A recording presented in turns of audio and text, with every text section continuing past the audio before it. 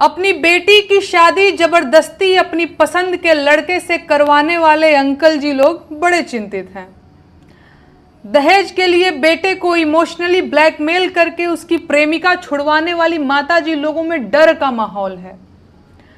कई सालों तक प्रेमिका से रिलेशन में रहने के बाद जाति और गोत्र के नाम पर निकल भागने वाले पुरुष भयभीत हैं और बेरोजगार प्रेमी को पापा नहीं मानेंगे का बहाना देकर सरकारी बाबुओं से शादी ब्याह करने वाली महिलाओं में बेचैनी बढ़ती जा रही है।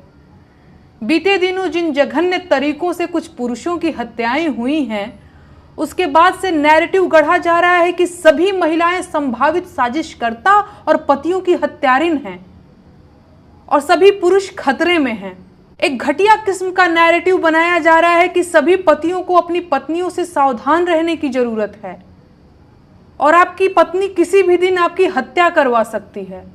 ये बेहद गंभीर बात पूरे सोशल मीडिया पर मजाक के रूप में फैलाई जा रही है, जिसमें महिलाएं भी बढ़ चढ़कर हिस्सा ले रही हैं। हर तरफ तिरिया चरित्र के नारे लगाए जा रहे हैं और अब जल्दी ही महिलाओं को पुरुषों का जानी दुश्मन घोषित कर दिया जाएगा। हालांकि इन हत्याओं में महिलाओं के साथ उनके पुरुष साथियों ने भी बढ़ चढ़कर योगदान दिया है, लेकिन इस बात पर किसी को बात नहीं करनी, क्योंकि उसमें मनोरंजन में कमी आ जाएगी, मजा किरकिरा हो जाएगा, मीम खराब हो जाएंगे और महिलाओं को अपमानित करने के मिशन में बाधा आएगी। जबकि सच ये है कि हत्या की इन वारदातों से डरकर अभी तक किसी लड़के ने शादी से इनकार नहीं किया है, लेकिन कुछ काबिल लोगों ने मांग की है कि अब शादी से पहले कुंडली के साथ साथ लड़कियों की कॉल डिटेल्स की भी जांच होनी चाहिए। मैं कहती हूं बिल्कुल होनी चाहिए, लेकिन सिर्फ लड़कियों की कॉल डिटेल्स ही नहीं, लड़कों की कॉल डिटेल्स की भी जांच होनी चाहिए। ऐसा तो नहीं है कि जीवन साथी की हत्या सिर्फ महिलाओं ने की है। आंकड़े उठाकर देखेंगे तो पुरुषों के हाथ ज्यादा खून से सने मिलेंगे, लेकिन समाज ने इस चीज को इतना नॉर्मलाइज कर दिया है कि ये सब तो होता ही रहता है। चिंता की बात तो ये है कि अब महिलाएं भी इन अपराधों में शामिल पाई जा रही हैं। समाज में विवाहेतर संबंधों के चलते हत्याएं पुरुषों की भी हुई हैं और महिलाओं की भी। ऐसी हत्याओं में सिर्फ औरत या सिर्फ पुरुष को जिम्मेदार बता देना एक बेवकूफाना बात है। कोई पुरुष अगर अपने एक्स्ट्रा मैरिटल अफेयर के चलते अपनी पत्नी की हत्या करता है तो क्या उस अपराध में एक अन्य स्त्री इनडायरेक्ट तरीके से शामिल नहीं है? उसी तरह कोई स्त्री अगर अपने विवाहेतर संबंध के चलते अपने पति की हत्या करती है तो क्या इस अपराध से पुरुष समाज को पूरी तरह से बरी किया जा सकता है?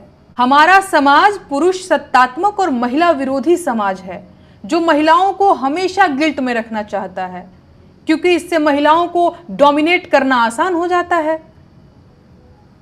समाज महिलाओं को कंट्रोल में रखना चाहता है, जिसके लिए वो तरह तरह से उनका मोरल डाउन करता रहता है। उसे सवाल पूछने वाली निडर और निर्भीक महिलाएं नहीं पसंद हैं, क्योंकि वो बाकी औरतों को भी अपने जैसा बना सकती हैं। जिसका मतलब तो आप समझ ही रहे हैं। आज सोशल मीडिया पर महिलाओं को कोसने वाले तमाम लोगों की सच्चाई ये है कि अगर उनके कॉल डिटेल्स और इनबॉक्स की जांच कर ली जाए तो शायद ही कोई साफ सुथरा पाया जाएगा। लेकिन अब चूंकि देश में ज्यादातर नौकरियां मोबाइल फोन और सोशल मीडिया अकाउंट्स पुरुषों के हाथ में हैं, तो महिलाओं को मनमाफिक तरीके से अपमानित किया जा रहा है। एक दूसरे पर कीचड़ उछालने की बजाय अब समस्या के समाधान पर विचार करने की जरूरत है। अगर साथ नहीं निभ पा रहा है तो अलग हो जाइए। तलाक लेकर सुकून से रहना जेल में चक्की पीसने से कहीं ज्यादा अच्छा है। समाज की चिंता मत कीजिए, उसे आपके जीवन में चल रही खटपट की खबर बहुत पहले से है।